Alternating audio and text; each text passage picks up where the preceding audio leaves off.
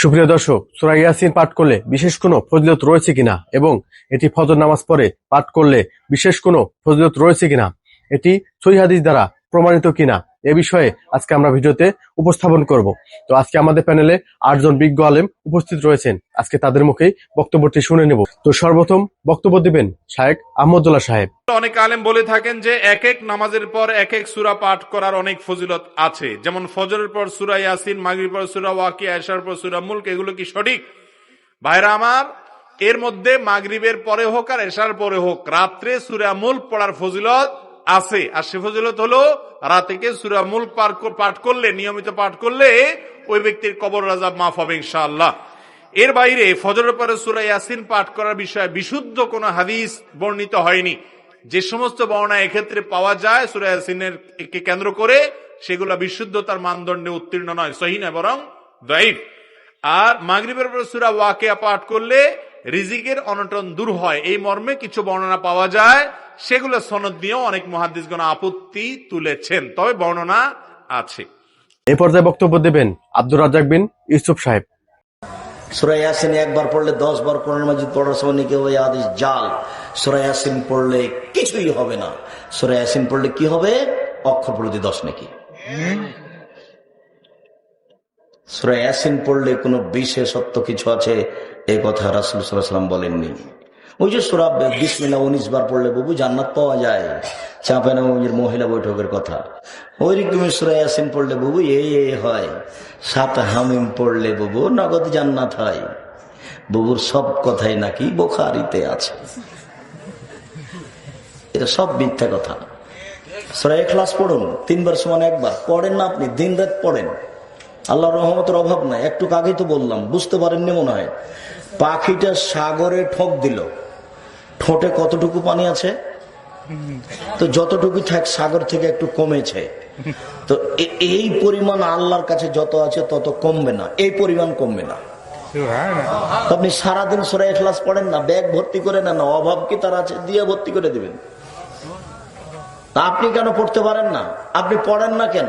কেন আপনি মাগরিবের উপরে একটু 3 বার পড়েন না? কেন আপনি এশার পরে একটু 3 বার পড়েন না? এখন বক্তব্য দেবেন মোহাম্মদ মহসিন সাহেব। সূরা ইয়াসিনের ফজিলত কি? সূরা ইয়াসিনের ফজিলত এখনো জানবেন? সূরা ইয়াসিনের সহি কোনো ফজিলত নাই, যা আছে সব জাল এবং জয়ীফ, অধিকাংশ জাল। স্পেশাল কোনো ফজিলত সূরা ইয়াসিনের নাই। কোরআনের অন্য আয়াতে যা ফজিলত, ইয়াসিনের সেই ফজিলত। যেমন ইয়াসিন পড়ে কেউ যদি সকালবেলা যদি ঘুম থেকে জাগে, সে নিষ্পাপ হয়ে জাগবে, এটা টাটকা মিথ্যা কথা। কেউ যদি 1 বার সূরা ইয়াসিন পড়ে, কোরআন 10 বার পড়ার সব পাওয়া যাবে, এটা হলো মিথ্যা কথা। তারপরে সূরা ইয়াসিন পড়ার পরে যদি আর কেউ যদি মারা যায়, তাহলে ওই ব্যক্তি নিষ্পাপ হয়ে মারা যাবে, এগুলো সব মিথ্যা কথা। সূরা ইয়াসিনের সহি কোনো ফজিলত পাওয়া যায় না। আল্লাহ আমাদেরকে বুঝার তৌফিক দান করুক, আল্লাহুম্মা আমিন। এই পর্যায়ে বক্তব্য দেবেন আবু তাহা আদনান সাহেব। সূরা ইয়াসিন পড়বেন একেবারে সকালবেলা ফজরের পরে, এবং ইনশাআল্লাহ বড় বড় বুজুর্গানের দিন যারা ছিলেন তাদের ডেইলি রুটিনের মধ্যে সূরা ইয়াসিন থাকতেই থাকতো। এটা তেলাওয়াত করে তারা হাজত পেশ করতেন আল্লাহর কাছে, এবং এর ওসিলা আল্লাহ পাক ওই হাজত পূরণ করে দিতেন। এটা পরীক্ষিত আমল। সূরা ইয়াসিন সবার কলিজার মধ্যে থাকা চাই, আল্লাহ পাক তৌফিক দান করেন। সূরা ইয়াসিন আপনার কোরআনের মগজ, প্রাণ, হার্ট, এটা যখন পড়বেন আপনি বুঝতে পারবেন কেন এটাকে হার্ট বলা হয়েছে। সূরা বাকারা যে ঘরে পড়া হবে, সেই ঘর থেকে শয়তান পালিয়ে চলে যাবে। আমরা তো বাড়ি করলে হুজুর ডেকে আনি, তাই না? ঝাড়ফুঁক করাই, বাড়ি বন্ধ করি, তাবিজ করি, কত কি করি না? মাশাআল্লাহ, আসল কাজ করি না। একটা জায়গায় উঠেছেন, বাসায় উঠেছেন, নতুন বাসা, সূরা বাকারা তেলাওয়াত করেন। ব্যবসা স্টার্ট করেছেন, ওখানে সূরা বাকারা প্লে করেন বা তেলাওয়াত করেন। সূরা বাকারা যেখানে তেলাওয়াত হবে বরকত আসবে এবং সেখান থেকে শয়তান পালিয়ে যাবে ইনশাআল্লাহ তাআলা। এখন বক্তব্য দেবেন আনিসুর রহমান আশরাফি সাহেব। সূরা ইয়াসিনের একটা গুরুত্বপূর্ণ ফজিলত হলো, কথাটা মনোযোগ দিয়ে শুনেন, একটি গুরুত্বপূর্ণ ফজিলত হলো যে ব্যক্তি মুমূর্ষ, মৃত্যু সজ্জায়, হাদিসে আছে লোকটার রুহ যায় জান বুঝাই যাচ্ছে আর বাঁচবে না বেশিক্ষণ, এমন মোটামুটি বুঝা যায় না মানুষ। তো আল্লাহ নবী সাল্লাল্লাহু আলাইহি সাল্লাম বলেন, যে ব্যক্তি মৃত্যু পথযাত্রী, মুমূর্ষ, তার সামনে যদি সূরা ইয়াসিন তেলাওয়াত করতে থাকে তা আল্লাহ তাআলা তার মৃত্যু যন্ত্রণা সহজ করে দেয়। কোন সূরা? এই সূরা। ইন্তেকালের পূর্বে যখন সাকরাতুল মাউত বলে এটাকে, মৃত্যু যন্ত্রণা শুরু হয়, প্রত্যেক মানুষ জোরে জোরে শ্বাস টানে, দম টানতে শুরু করে, মানুষ বুঝে যে কি মৌতের টানা টানতেছে। এটা মুরব্বীরা দেখলেই কি বুঝে, অভিজ্ঞ যারা তারা ঠিকই বুঝে। কোরআনুল কারীমের মধ্যে আছে ওয়াজাআত সাকরাতুল মাউতি বিল হক যালিকা মা কুনতা মিনহু তাহিদ। আল্লাহ তাআলা বলে, বান্দা শুনো, মৃত্যুর যন্ত্রণা সত্য সত্যই আসবে, যেটার থেকে তুমি নিজেকে পলায়ন করছিলে, মরতে তুমি কখনোই চাচ্ছিলে না, কিন্তু এটা শুনে নাও, যে মৃত্যু তুমি কখনোই চাও না, সেই মৃত্যুর যন্ত্রণা তোমার আসবেই আসবে। সাকরাতুল মউত, হাত্তাকে এমনকি আল্লাহর নবী সাল্লাল্লাহু আলাইহি সাল্লাম পর্যন্ত ইন্তেকালের পূর্বে নবীজি হাদিসে স্পষ্ট আছে, আম্মা জান আয়েশা বলছেন, নবীজি সাল্লাল্লাহু আলাইহি সাল্লাম একটা বাটির মধ্যে পানি দিছে, আর নিজের পবিত্র ডান হাত মোবারক দিয়ে এই বাটির পানির মধ্যে চুবাইতেছিলেন, আর কপালের ঘাম মুছতেছিলেন নবীজি, আর বলতেছিলেন লা ইলাহা ইল্লাল্লাহ ইন্না লিল মাউতি সাকারাত। আল্লাহ, আপনি ছাড়া আর কোন ইলাহ নাই, আহা মৃত্যুর তো বড়ই যন্ত্রণা। এখন বক্তব্য দেবেন মুফতি আসিফ সাহেব।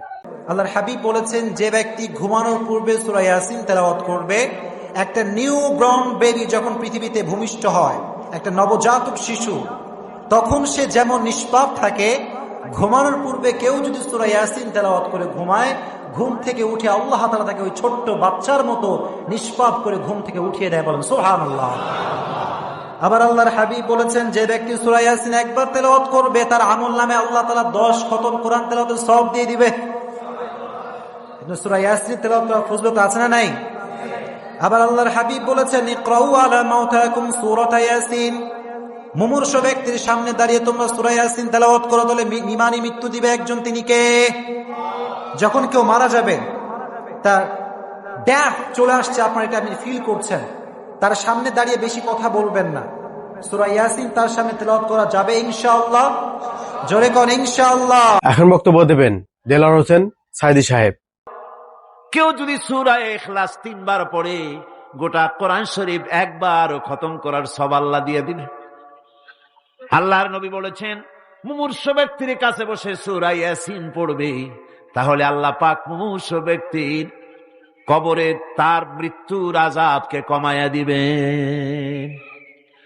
মুমূর্ষু ব্যক্তির কাছে বসে সূরা ইয়াসিন পড়ো।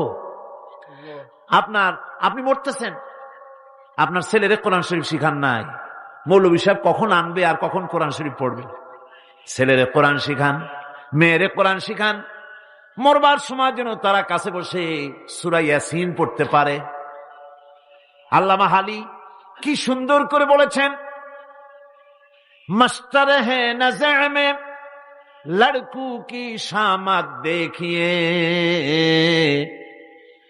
মাস্টার হে নজর মে লড়কু की शामत देखिए, उनकी फोटो लेते हैं, पढ़ते नहीं यासीन है। বাপ মরতেছে, মা মরতেছে, ওস্তাদ মরতেছে, শোনা মাত্র ছেলে মেয়ে ছাত্র সব ক্যামেরা নিয়ে আসতেছে, ফটো উঠাইতেছে, কেমনে দাঁতগুলো ছিটকে বাপ মরতেছে ছবি উঠাচ্ছে, কেমনে ওস্তাদ টানা দিয়ে মরতেছে, দাঁত কর্মার করতেছে, বিভিন্ন পোজে স্ন্যাপ নিচ্ছে, সূরা ইয়াসিন পড়তেছে না। কপাল পোড়া, কি পোড়া? কপাল পোড়া। এখন বক্তব্য দেবেন মিজানুর রহমান আজহারি সাহেব। একবার সূরাত ইয়াসিন তেলাওয়াত করলে 10 পারা কোরআন খতমের সওয়াব হয়ে যায়।